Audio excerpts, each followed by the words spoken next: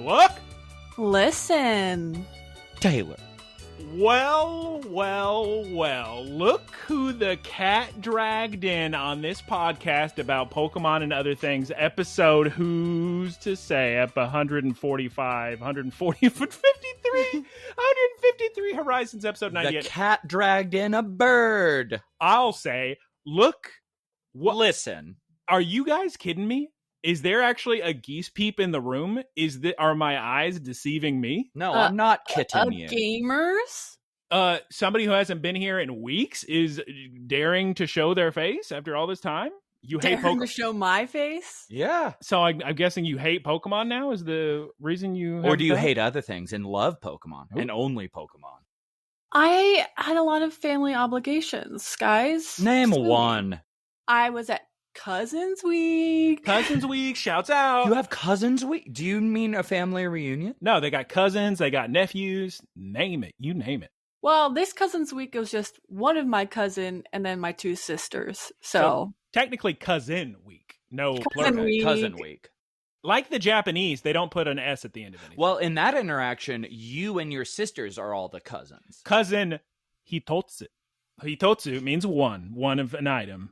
Oh. The item, of course, being Cousin Alexandra. Whatever her name. It probably I know her is. name, but you maybe don't. Cece, but you maybe don't. You don't want it on the camera. I mean, on the recording. Closed captions? Caption. it's fine. Shouts out. I don't think it matters. Doesn't matter. I say shouts out on such a regular basis now. I say shouts out on a regular basis. Me too. There's so many opportunities for a shouts out, Yeah, like shouts out to the gamers. or just shouts out. Yeah, shouts out. Shouts out.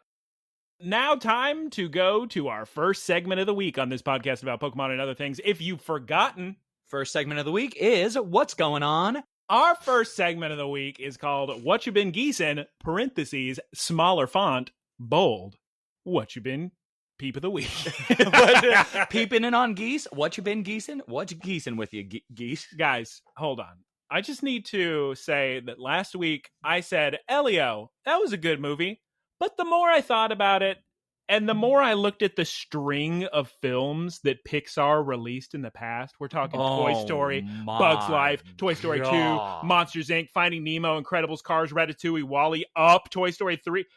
Yeah, Elio was okay, but nothing has touched Pixar in their prime. So sorry, Pixar. I wonder if they feel a lot of creative anxiety because of like WALL-E and Up. Just looking at the list that you wrote down, that's ridiculous. I mean, it's different. Ratatouille's my favorite. Oh, yeah? I love that guy. And I his do- shenanigans and cooking. I do a lot of time consider the main spoilers for Ratatouille, but the main conceit of, the food critic eating the meal he had as a kid. And I do think about that in terms of, this is somebody's favorite meal because they ate it as a kid. Yeah. Very sick. Which is the basis, as I've said many times, for people forming their favorite little burger restaurant, if it's an In-N-Out or Whataburger, because they had it as a kid, and they're associating those memories, and it's why it's their favorite. I was always very surprised that they didn't make a sequel to that where he owns a restaurant and there are a whole bunch of other mice helping cook, and all they have to do is put Ratatouille and misspell 2 or put the number 2. The health department. That's literally the end of Ratatouille. Is it? I haven't seen it in more than 10 years, Geese. I don't remember. And he They protected literally open a new restaurant called Ratatouille, and all the rats are cooking. Oh. Spoilers. Maybe I wasn't surprised by them not having the sequel then, Geese. Guys, enough of Ratatouille. I've also been playing so much Scarlet and Violet, guys. I had 4 Nintendo Switches / Switch 2s going at the same time, raiding Blissies, because I've been building all these giant, powerful Pokemon for 7-star Mightiest Mark Terra raids, and the Blissies are coming back. I'm running out of EXP candies, so I'm just getting hundreds of experience candies. Taylor was there. He can attest. We had a wonderful time, and then we went to Go Fest Pokemon Go. We're catching Zacians. We're catching Zamazintas. We're traveling with the Royal Raiders. Everybody's getting hundos, background hundos, having fun, having a good time, winning raffles, getting pins, etc. Taylor, take it away. I had so much fun at Go Fest. It was so much walking. It was so warm. As a precursor to Go Fest, we did all the Reggie stuff. Reggie? Who's Reggie? Well, he's very reckless. Reggie? Reckless Reggie? No, Regirock, Registeel, Regice, Regigigas. So we are going to a raid day, and I get a Regidrago with perfect IVs and a background. Oh my I get God. so excited. The people running Royal Raiders, which, by the way, what an immaculately run Pokemon group. Outs out to Clickbait and Exodia, Keeper of Precepts. They Shouts are out. so put together, so friendly, everybody's so helpful. They're picking up trash while they're doing it as a community service. They have megaphones. They're saying, walk here, cross here, only 5 seconds. Everybody, half of you, switch sides, do this, do that. Everybody ready? They're giving out enamel pens. I got an enamel pen for the Regidrago. I got a perfect IVization with the background. So they gave me a Team Mystic enamel keychain, and I won a very sick raffle of a Mewtwo. I got a Funko Pop Mewtwo from it at the end of You love Zation Funko Day. Pops. Well, this one actually looked. Oh, I don't like that. Well, see it in person, Geese. Cut that out. Royal Raiders are wonderful. Geese Peep, guess what? What? It was so hot that Zodia, she got her fan and put it on my face because I was dying. So how nice. That is nice. Yeah, they have like these big flags, and you follow around the flags. It's not disruptive at all, and that's the crazy thing, is that you have just hundreds and hundreds and hundreds of people on these relatively narrow walkways, and just no disruption. I saw a big group for Go Fest this Sunday when I was taking my nephew to the library. Ooh, shouts out to the cousins. Sunday. Also, I've been to Royal Raiders events where they just feed you for free, just have a whole bunch of hamburgers and fries being made. And they have special deals. Like they partnered with local businesses in Little Tokyo to sell sell you a $15 meal for $5 for everybody. Yeah, they were talking about discounts. They are I can't stress enough how well run this rating group is. And if you think about it, as far as the community is concerned, they should be all for this, because you consider you bring hundreds of people into an environment. They need to eat. They need to drink drinks. They need to shop. They don't make a mess. Opposite of that, they walk around with trash cans on their backs collecting garbage. Mm-hmm. They partner with the businesses, funneling more business in there, and everybody's well behaved. It's such a good system. Yep. If you're ever in the Los Angeles area, look up Royal Raiders and just go join them. It's a blast. Yeah, the Little Tokyo, they meet at the museum. And that is what we did this weekend. It was way too hot, though. Taylor, would you like to discuss La Azteca before Geese Peep talks about her Peep of the Week? Yes. There is a fantastic thing called a chili relleno burrito. And You're always going they're fantastic. Chili relleno They're burrito. fantastic. It's a big fried pepper that is stuffed with jack cheese, and they put refried beans in it, pico de gallo in it. They'll grill it if you ask. Guys, one of these days, you mark my words. All right. In the next couple podcasts, I better be saying I went to Tito's Tacos, because every time I see this picture, it's always being recommended to me on Instagram. It's the best looking tortilla I've ever seen in my life for a burrito. Please continue to. Anyway, they're moving locations. I think they're going farther east, because currently they're in East LA, where I was always going to them. But the area's been significantly it's increased in price. And I think they have to leave, even though they're like in the Michelin guide and everything. I also have been going to a lot of water polo practices. Thursday night, water polo. I do. Thursday night, I get out of water polo practice at maybe 10 p.m. And I just randomly say to this giant group of people that I haven't really met. I know maybe like 5 or 6 of them. I just yell out, "Everybody, we're going for tacos here." And we show up at the taco place, and it's like 20 people on the team are just sitting there saying, "Hey, we were waiting for you." So it comes up at a meeting a few days later. They're talking about our social events, and somebody goes, "Oh, yeah, I really like the regular taco things you're doing." And I said, "That was the first time I've ever done that." And they said, "Oh, it seemed regular." And this was at La Azteca. Almost. So close. It was at Leo's Tacos on Western and Sunset. Well, Taylor never writes what he says, so. It's true. I never say what I write either. But I just added. It was a plus. It was a plus. You didn't talk about the Ballad of Wallis Island? She hasn't started yet. Yeah, she has. Geese Peep, are you prepared to tell us what you've been up to for these 3 weeks at least you've been gone from the podcast? What have I been up to? I did Cousins Week, and I ate a bunch of really mediocre Mexican food. Mid, some call it. Where was this? It was in Florida. Huh. Well, I guess their Cuban food is fantastic. There's only one Cuban food where I'm at, and Yeah, I'm she's not Miami. Yeah, and to be fair, I'm not a huge fan of Cuban food. I'm not either, but it's higher quality than the rest of the country. All right, everybody hates Cuban food. All right. I don't. Oh, well, I'm not a fan of it. It's just a lot of pork. Yeah. It is a lot of pork. When I think of Cuban sandwich, I think of the biggest hunk of pork you've ever seen in your life, and I don't eat pork. Sorry. It's just like pork and ham on a sandwich, or something, some permutation. But like I always say, you go to Japan, you get the pork and mayonnaise surprise. You try to avoid it, and it happens anyway. I was in that wedding in Serbia, and they're very famous for their pork. And I had pork, and I got food poisoning less than 20 minutes later. I couldn't handle it. I don't think I can eat pork anymore. Anyway, Geese, please continue. Yeah. Anyway, what I was saying, Cousins Week. That was fun. And then I came back, and I was watching my nephew over the weekend. That was great. I've heard you have watched a little film by the name of Ballad of Wallis Island, which I, of course, have talked about. Longtime listeners may recall me listening to that. It's me, Casey Kasem. How did you like Wallis Island? Ballad of, comma. Who's Wallace? Where's Wallace? I like the movie.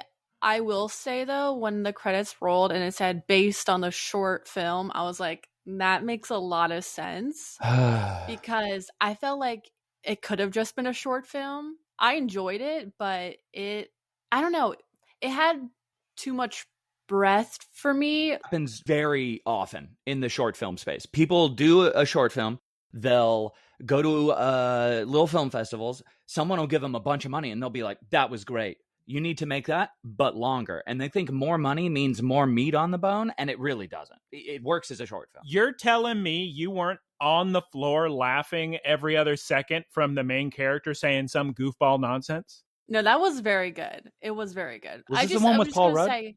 It's a British film. He's not British. They're not allowed. It could have been a short film, but regardless, it was good, and I really enjoyed it. And yeah, I'd recommend it. It's a good movie. What is it streaming on something? Oh, I don't remember where we watched it. Can you call Mary right now, please? No. Is she one of the cousins? She's one of my sisters. One of the many. Well, she's one of the cousins from the other side. Well, everybody use Google.com. Sorry, we're no help to you, but Google 28 days later, comma, where's Wallace? Ballad of Wallis Island streaming. Where can watch? Geese Peep, I heard perhaps you had a difficult time watching 28 Days Later this week. Why? Well, I was not in the great headspace to watch it because work has been crazy and it's been really stressing me out, amongst other things. Among Us? But Pokemon. Yep, Among Us. Minecraft. Gamers. Roblox. Singing like scraping. We're still like one of the highest rated podcasts for refreshing drinks for some reason. I don't understand. Really? That's very funny. I was getting an email about that. Wait, what? Don't ask me. Well, probably from coffee. To be honest, it's probably from all the drinks we tried on the vlog. Why it would be pulling from the podcast feed, I don't know. Please continue. Huh. It was 28 Days Later is what she's talking about. Featuring Cillian Murphy. Great performance, by the way. It looked like it was shot on a Game Boy Color. Shouts out to Danny Boyle.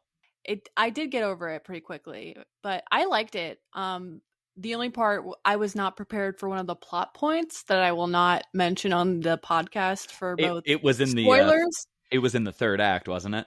Yeah. Yep. That's Yeah. And I was like not mentally prepared for that. That is something that kind of sneaks up on you.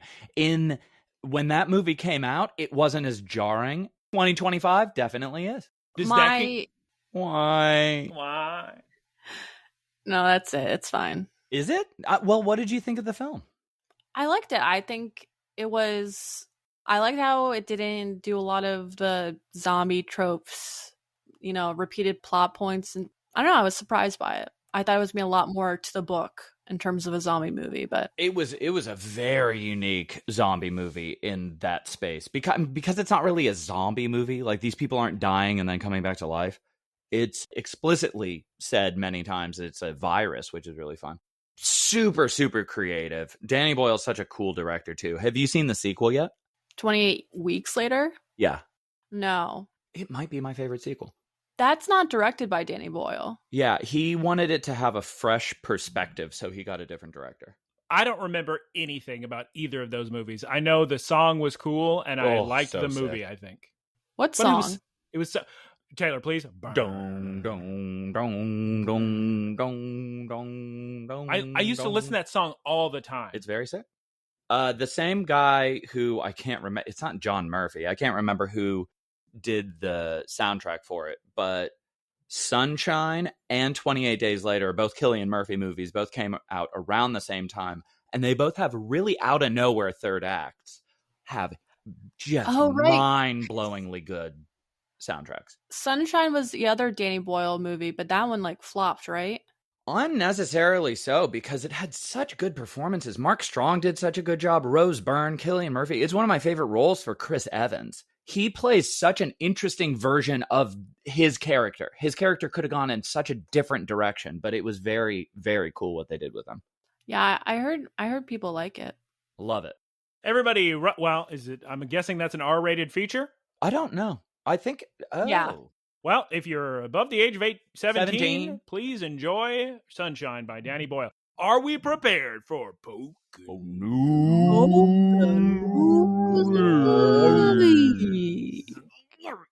Wonderful news, everyone. Sarah B has reported the next Pokemon Scarlet and Violet mass outbreak event has been announced, and you know I am about to lose it. Shiny hunting on a Switch 2. That Switch 2 is pumping out so many shinies, Pokemon left and right for days. We got Dedenne, Palmy, Morpeko, Pachirisu, Plusle, Minun. I'm going to catch them all shiny, Taylor. Oh, those are so good, too. And it's starting July 4th, runs through July 6th. I can't wait. I want to see shiny Morpeko. Yep, he's good.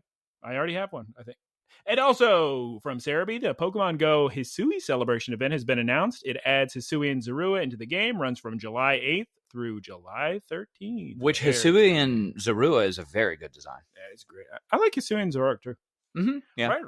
Great shiny, too. Yeah, great shiny.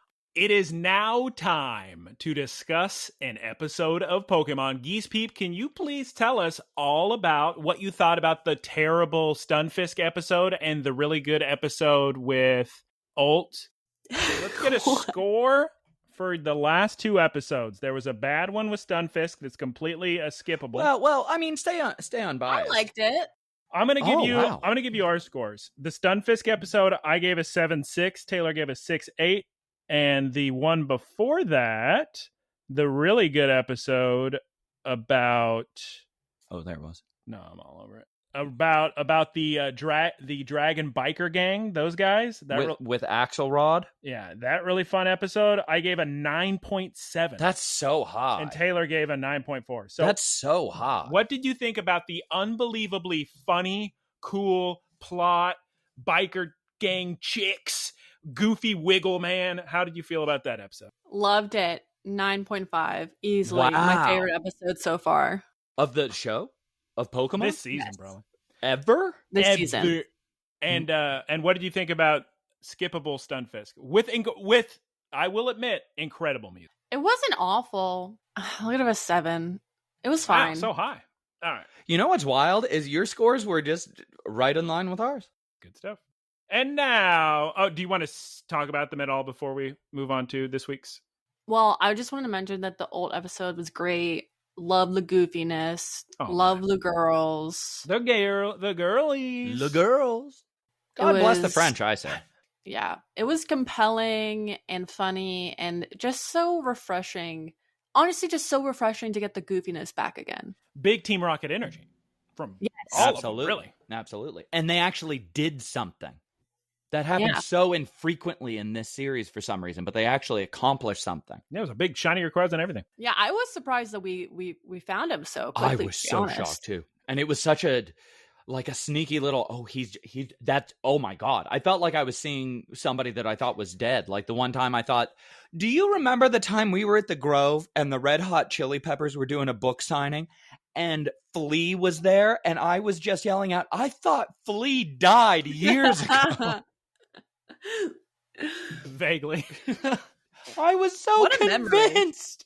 I was so convinced. I thought it was some ridiculous accident. Taylor, can you please tell us what happened last time on Pokes? Previously on Pokemon, Dot got caught in a Stunfisk trap, preventing quest progress. A switchback clap trap saw the sock hop cat in the hat. back. Yep. What? What? Geese? What? You can't say that. Geese Peep, this is episode 98 of Horizons. We are currently in Mega Voltage season. Can you please tell us the name of the episode in English? Cortondo, site of reunions. Or in English, Cortondo. Or in Japanese, 再会のセルクルタウン. Hey, it's me in Italian in Japan. Hey. Also, Geese Peep, can you please give us a one-sentence synopsis in Italian? Ohayou gozaimasu. Did you know that Cortondo is not the espresso-related drink? Here's your fun fact of the week. I love learning things that I didn't think were true. So we're not going to get a one-sentence synopsis? Oh my god. Here's my synopsis. God. The Proving Grounds. Leveled up battle shows the kids are ready to cook.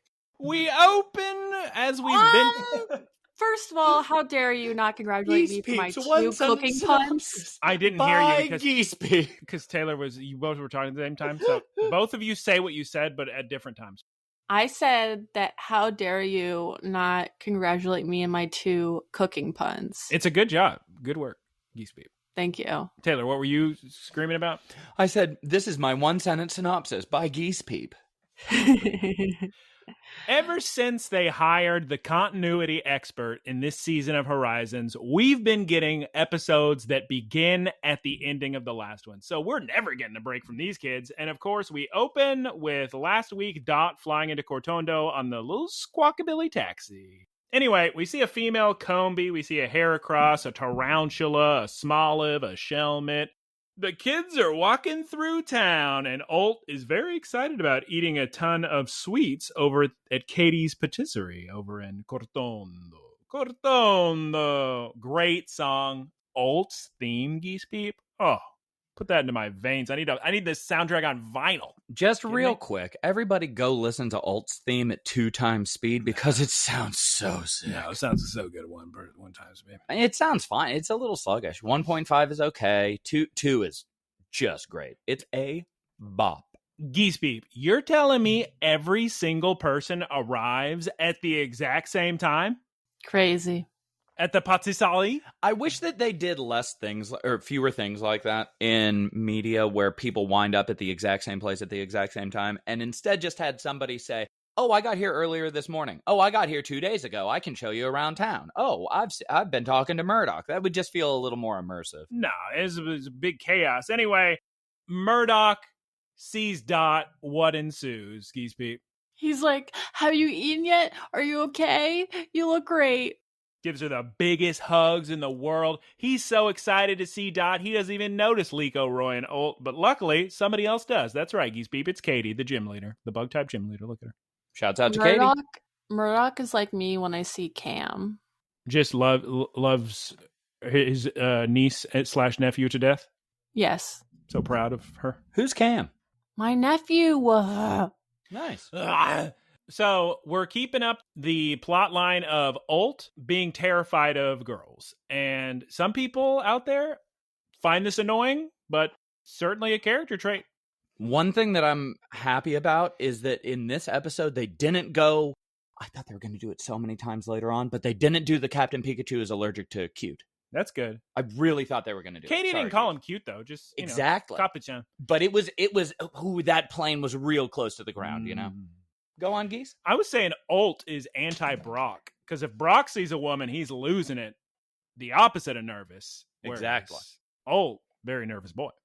Changing times. I don't find it annoying because, I don't know. I like the goofiness of it, and it feels appropriate for a kid's show. Geese Peep, do you recall what Dot said about Murdoch's behavior in relation to Katie's behavior at this reunion? She said Murdoch's not acting like an adult should. Wow. with like a lot of the energy and enthusiasm and emotion. The show was made in Japan, and that, you don't show a bunch of emotion when you see your niece and nephew after so long. But in the United States, it makes sense. People act like that all the time. 100%. Shouts out to Cousin's Day. Heartfelt reunion.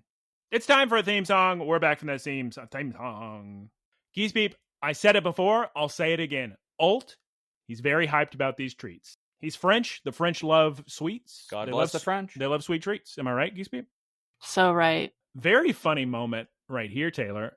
One of the funniest parts of this episode, Geese Peep, is when Murdoch is talking to Liko and Roy and says, who's this? Yes, that was funny. Yeah, it's pretty funny. He's not like thrilled with Alt, some new kid with big green hair. Making me laugh. And what did Roy say? He said, oh, that's my friend who trained me in Mega Evolution. Something like that. Oh, that's actually pretty interesting. So Alt trained Roy? Yeah. No, they said that they trained together. Yeah, but I mean, Alt was definitely a Mega Evolution girly because he's from Kalos, and Roy had never Mega Evolved before, so I'm sure he taught him how to Mega Evolve. They probably just learned at the same time, because I don't think they would have that dynamic if Alt trained Roy. I think Roy Taylor, would look up to him. You don't understand Japan. Roy is older than Alt. It'll always be senpai kohai relationship. He always has to look up to him. Would it be, let me teach you? Yes. Senpai. Master? Yes, of course. Let me teach you, teacher. Geese Peep, Alcremie is here. Please give me about 15 to 25 minutes on Alcremie. Please. She's decorating the rest of the pastries and everybody wants in. And they start fighting Roy and all the Pokemon. And then Pikachu has to be like, Pikachu! To tell everyone that was line so up. funny. Not though great. Before Hatram feeling the emotions of everybody fighting and getting very upset and hitting everyone. Yeah. Of course. Katie is very, very impressed with Captain Pikachu getting everyone in line. Yes, Geese Peep. I also want to say that the whole sequence of them fighting for the whipped cream and everything and then lining up, that is a good example of a good way to fill time. It's amusing, it's cute. It's not needed, but it adds to like the personality of the show in a way that's entertaining. I would say it isn't. It's like early episodes of SpongeBob would hang on a shot just showing the environment and the vibes, and it really gets you into it. So I think it is needed for a good program. I appreciated, pun intended, Captain Pikachu whipping them into shape. Am I right? Whipped cream, Geese Peep. And Captain Pikachu says, everybody, one at a time, in perfect Japanese. And I was not aware, I guess if we think about it, I was not aware that Katie Captain Pikachu spoke Japanese? No, I know he speaks Japanese. I didn't know Katie had never met Captain Pikachu, but I guess Fritos was never around when the kids were battling Katie earlier during their Terestal course. Yeah. I loved serious Captain Pikachu. Because it's also, he's felt a bit, I don't know, kind of brushed off to the side, which I understand for the narrative purposes of this arc. But it was nice seeing that he still had he's the leader. Yeah, he can get everyone in line. He's absolutely the leader, Captain Pikachu. And his serious voice is fantastic. I mean, his name is Captain. He was captain of the Brave Salami, the Brave Olivine. So. His name was also Cap, though, and he's very serious. Or as Katie calls him, Capuchan. Very cute. Mm-hmm. Very cute. This is also the scene where I thought she was going to say something. Oh, she was like, oh, look at you. You're so... Yeah, and I'm just like, please don't. Cap's probably thinking the same thing. Go on, Geese. Yeah, Geese baby design. Katie also gets introduced to Pagogo, and he gets to eat a very delicious looking flan, and I'm kind of jealous. Geese people love flan. Do you both like flan? It's tasty. I love flan. I don't. It does nothing for me. Katie also you do nothing for me. Jesus God. Good Lord. Katie immediately clocks that Sableye wants to eat Pagogo-chan and says, no eating Pagogo-chan, Sableye. That's so sinister. I love this reoccurring little bit. I love the goblin and his antics. It's because of I agree with you. I actually like it a little more than I do. It's similar in antic variety to Tinkatuff always searching for, like being compelled by biological urge. This one's just real funny. Yeah, it is because he needs to eat gems. He loves them. It's so tasty. Mm-hmm. That is a tasty looking turtle. It's like all those guys who, remember, they kept trying to bring the turtles across the ocean to study them, but they couldn't stop eating them because they were so tasty. No. It's a classic tale. Well, at this point, Roy says, Murdoch, where's little baby Rockruff? I don't see him around anywhere. And Geese Peep, what does Murdoch say? Well, he evolved. Into Lycanroc? What form? Midday? Midnight? Dawn? Midday. Oh, wow. And then we hear a bunch of creaking on the stairs as who appears, Geese Peep? A chubby little Lycanroc. He's the fattest little chubby little Lycanroc you've ever seen in your life, and Liko is over the moon. She's never seen something this cute in her life, and she can't wait to pet this giant dog. Honestly, I agree with her. Meowscarada cracked me up because while everyone is swooning over the chubby little wolf, Meowscarada not amused in the slightest. She's honestly not very body positive. Sorry, Meowscarada. Everyone pets him, and it turns out, Geese Peep, how could this have occurred during Murdoch's time at the patisserie? Well, all of the pastries that weren't up to the standards of the patisserie, Rockruff got to eat. And then one day, as he was eating another discarded pastry, he evolved into chubby Lycanroc. The new form. And I wouldn't say that they weren't up to standards. It's just that, because all of them were delicious, it's just Murdoch is trying to create the perfect pastry. And every single one is good. It's great even, but it's just missing the one perfect thing to make it perfect. 9.9 is not a 10. Exactly. And so little baby Rockruff eating all these 9.9 desserts turns into chubby little Lycanroc. It was funny because I rewound it just to make sure I was understanding the situation correctly. And my assumption was that because Rockruff was eating when it evolved, it became a chubby Lycanroc. Mm-hmm. But I think it was just because it had been happening over and over. God, what if they put that in Legend ZA? Chubby Lycanroc. That'd be I'm sure they good. will. They love costumes. Well, there's already in Legends Arceus, there's already chubby Arceus precedent for alphas. So you could have a chubby big old Lycanroc. It'd be great. Which is funny because the guy who did that research spent his whole life trying to undo it. But yeah. Oh, yeah. I don't know if Lycanroc is in ZA. I'll have to look it up. Anyway, Ult starts hogging all the treats. Ult, what are you doing? Geese Peep, the boy eats so many treats. He starts choking on one of them, and he's saying, I need water.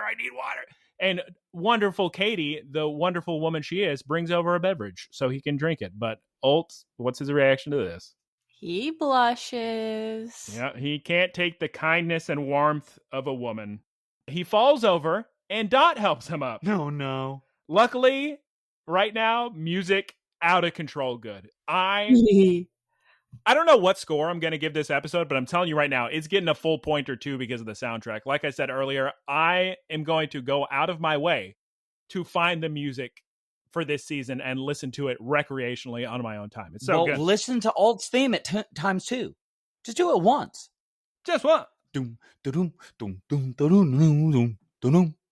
so good. So, Geese Peep, Dot goes to help Ult up off the ground after he almost dies from choking on a pastry, grabs his hand, like any nice person would, pulls him up, and what is revealed now about Ult's perception of Dot? Yes. Ult is like, oh, wow, you're nice. And then Murdoch, I forget, says something and reveals that Dot is his niece.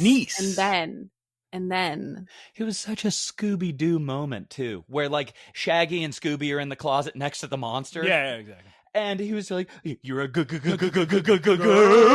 Yeah, Ult explodes once he realizes he touched the hand of a girl, and he says, "I could never tell on a little rodent phone that you were a girl. You got those big bangs."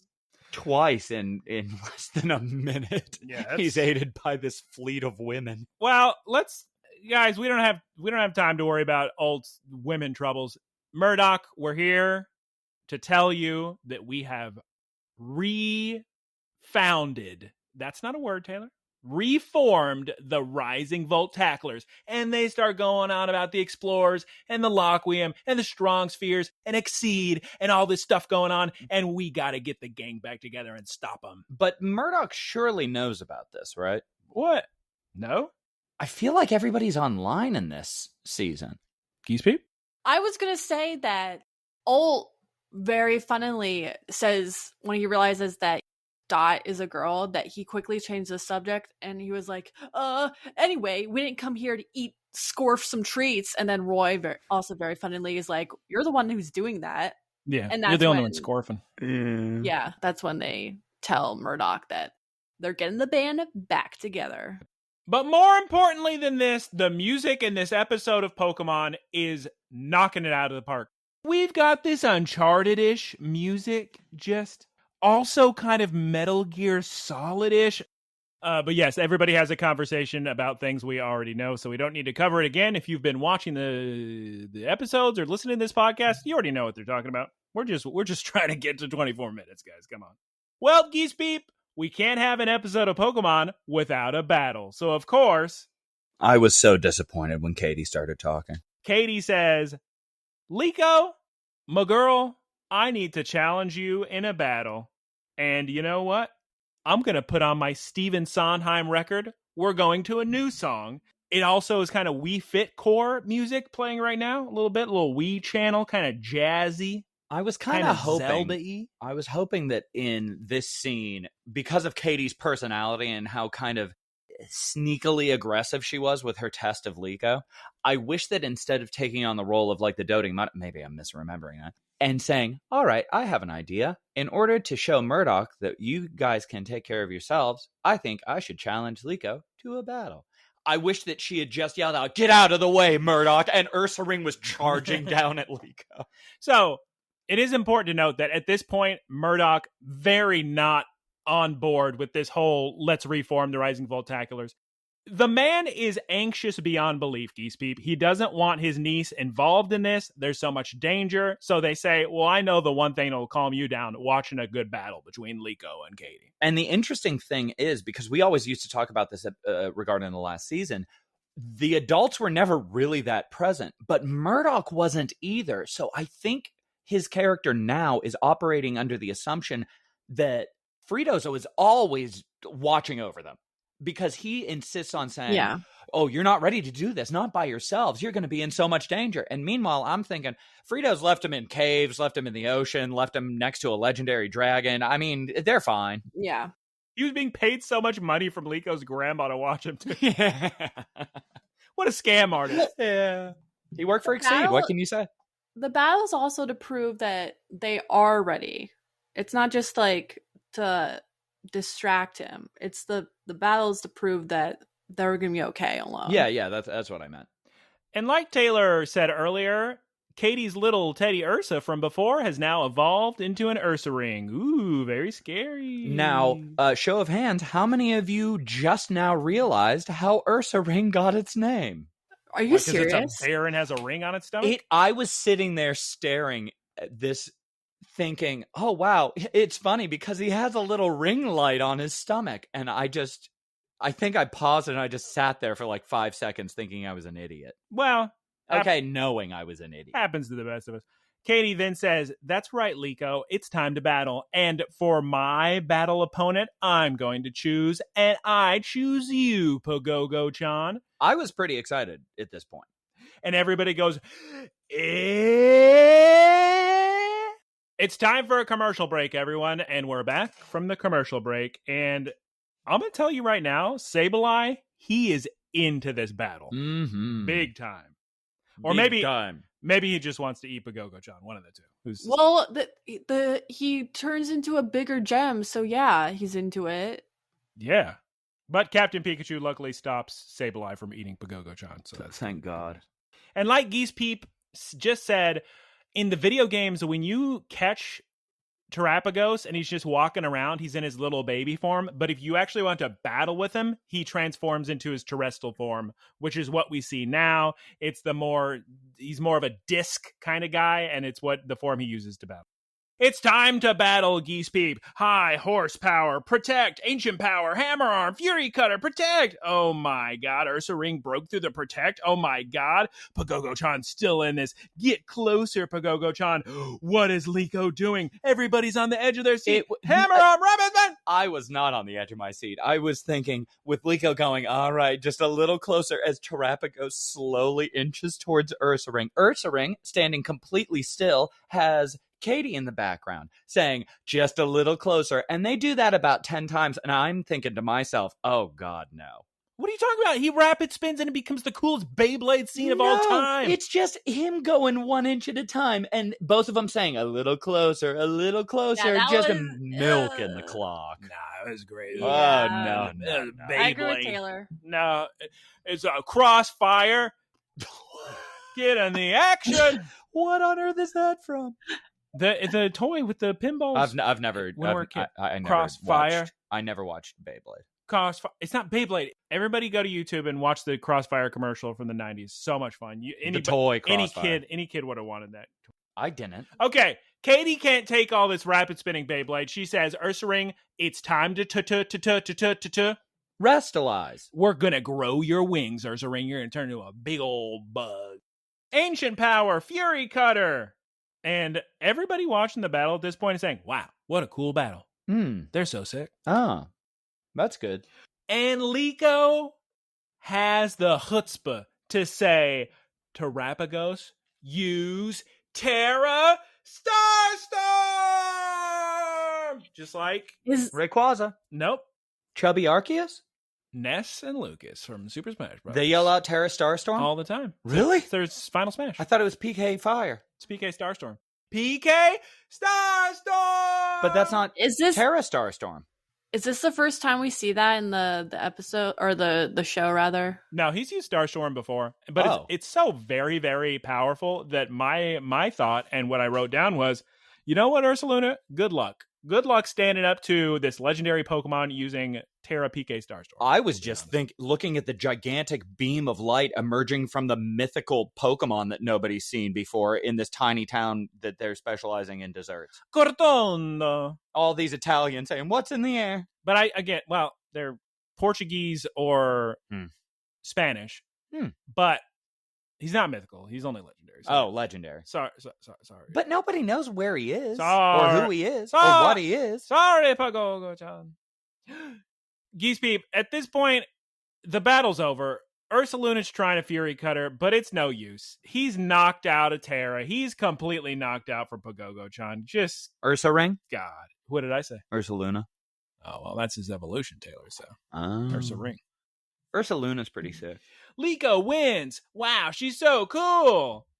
And with this wonderful, incredible victory, Geese Peep, they have finally convinced Murdoch that Liko has what it takes. She can take on Exceed. She can rebuild the Great Salami. Wow. It is pretty sick that she's using Pagogo-chan in battle now. Yeah, that should have been done that a while ago. Maybe we get Shiny Rayquaza on this. Could have a great time. It was such an unceremonious reveal that she could control Pagogo-chan. It's her Pokemon. Remember at the end of one of those episodes, her great-great-great-great-great-great-grandmother said, Pagogo-chan is yours now. Yeah, but there was never a fight that wasn't under incredibly special circumstances involving Laqua. Yeah, but Pagogo-chan would just sit there, and then if somebody was about to die, he'd put a shield up. Yeah, exactly. Use the Stellar Plate. Geese Peep, in the midst of all this, Ult says something that nobody is a fan of. What does he claim is his I'm in charge. No. Ult, you're not the leader. Calm down.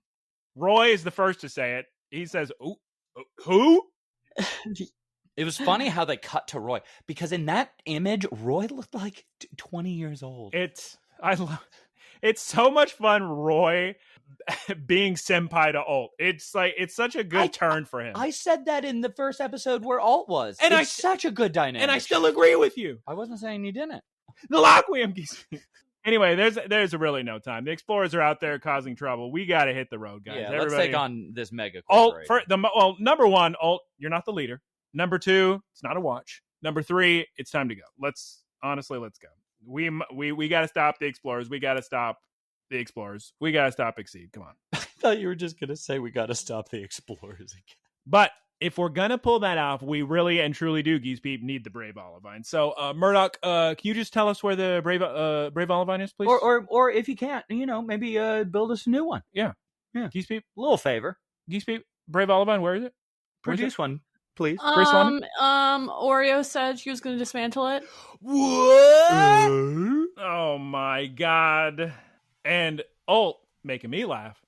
He is the first one to say, well, guess she's got to build a new one then. All right. So funny. Just so funny. Shouts out Oreos. You gotta Geese Peep, did you watch Next Time on Pokes? Yes. I'm excited. None of you were as too. excited as I am. Wow. You're telling me we're going to have our very own Brave Salami, Geese Peep? Help us, Murdoch. You gotta. We gotta convince Oreos. All right, kids, I'll do my best. And we cut to outside the patisserie. The Pokemon are playing with the chubby Lycanroc. And bad news, Geese Peep. He tried calling Oreos. She's busy. She's not responding. Thank God they did that, because it's people are too available. And 2 times so far in just this season, people have been unavailable. Dot was calling who? Ino, and Ino didn't pick up in Stunfisk episode? No, it's the opposite. Other way around. Dot. Okay, so Ino was calling Dot. Dot was busy. Murdoch's calling Oreos. Oreos is busy. Well, funny thing about that, Taylor, on hearing that Oreos is too busy to pick up the phone, all the children say, all right, whatever, we'll just go to her right now. Yeah. We'll just go to Oreos. Yeah, if only they still had their taxi. Yeah, if only.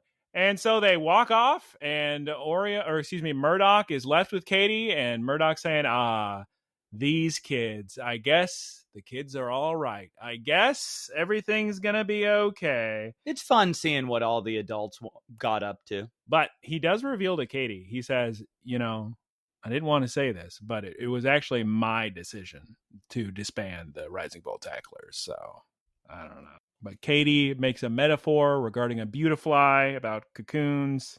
And terrestrializes Murdoch. Yeah, right there and then. And spread your wings. Reassure I Murdoch. interpreted this as he didn't want the kids to continue on the quest of trying to find Fritos and being disappointed when they don't find him and saddened. Or find where he has to work now. I'm still assuming he's in a basement at Exceed or something. Yeah. Well, now it's to be continued. So ends on a positive note, I guess. They're optimistic, I guess. Yeah. Which means, Geese Peep, it's time for Mega of the Week. What's Nito Thing up to this week? Today's Pokemon is Gyarados, the atrocious Pokemon. Oh no.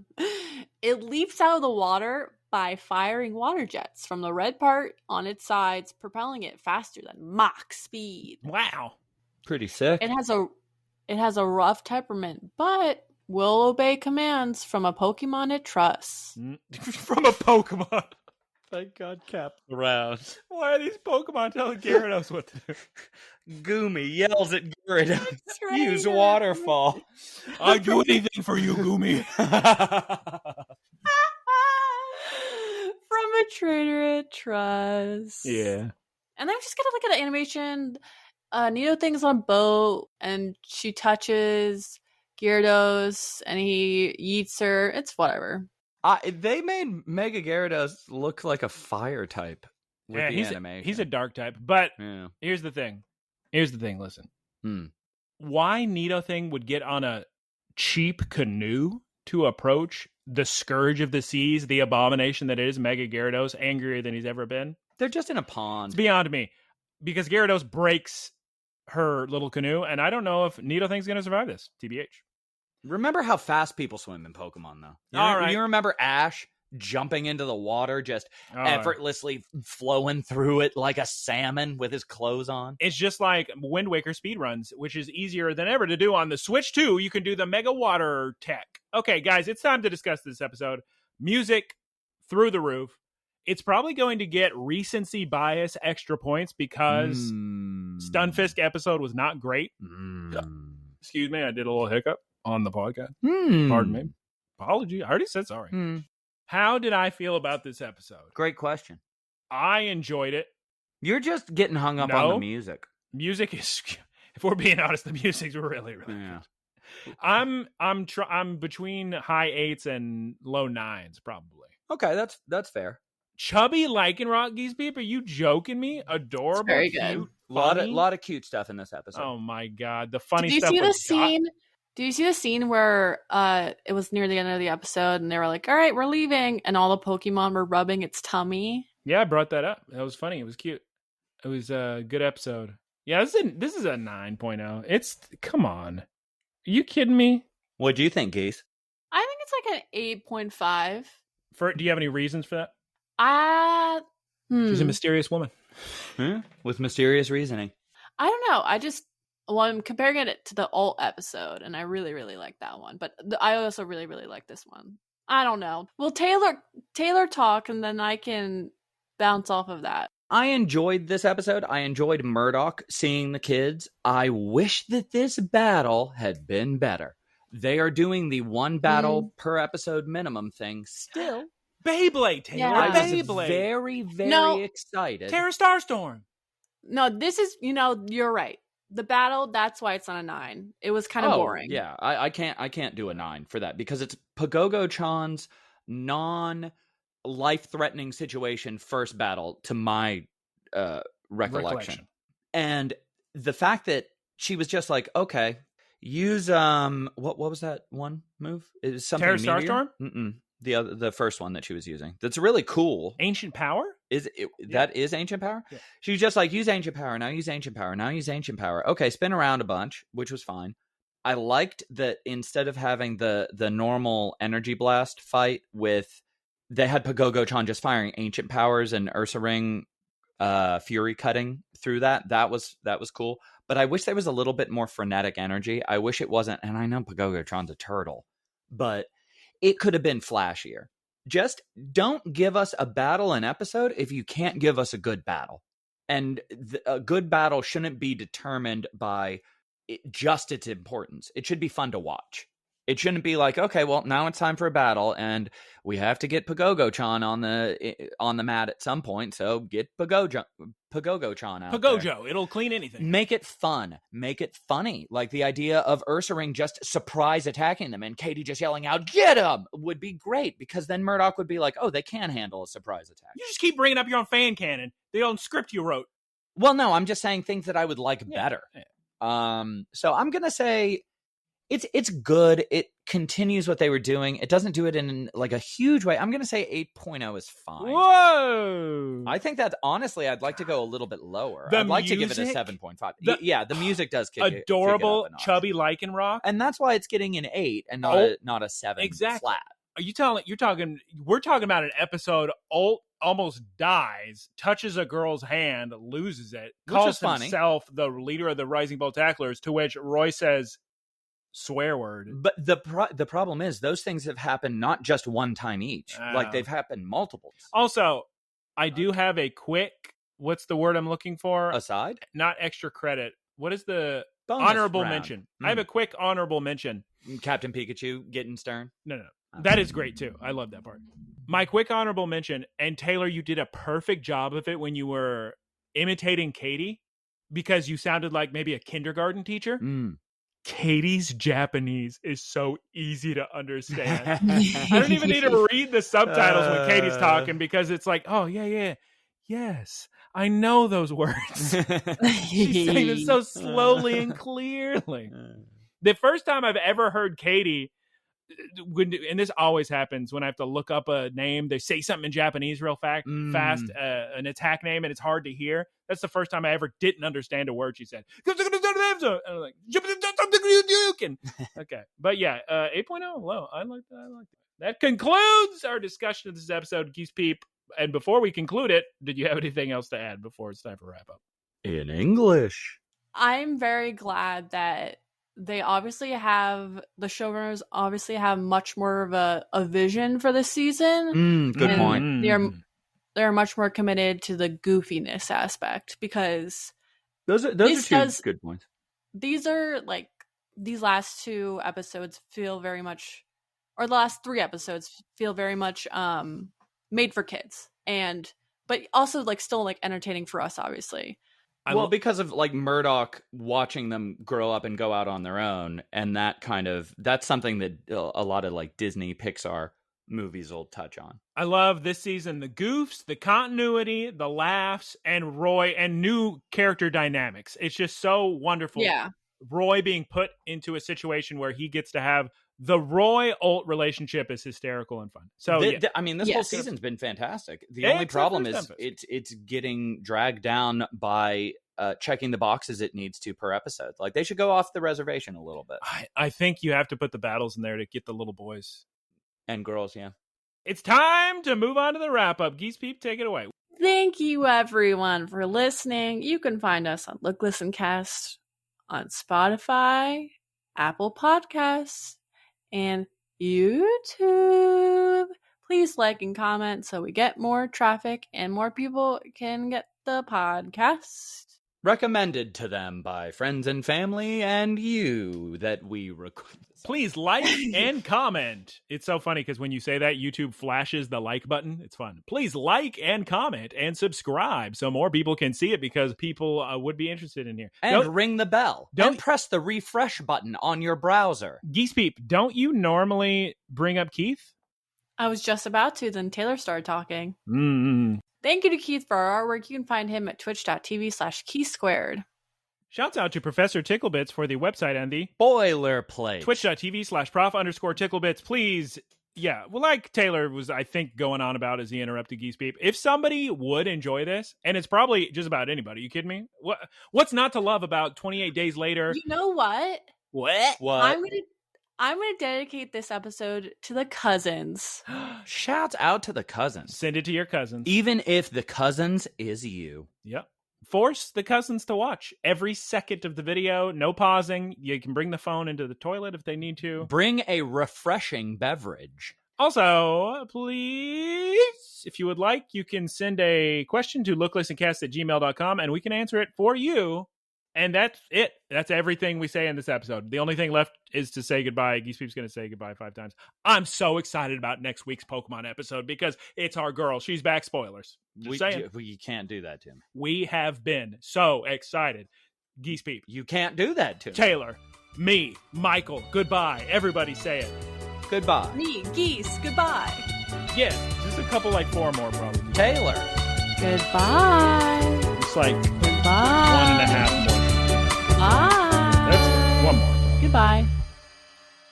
Howdy, y'all. It's me, Geese Peep. Thank you for listening to the Geese Peep Productions podcast.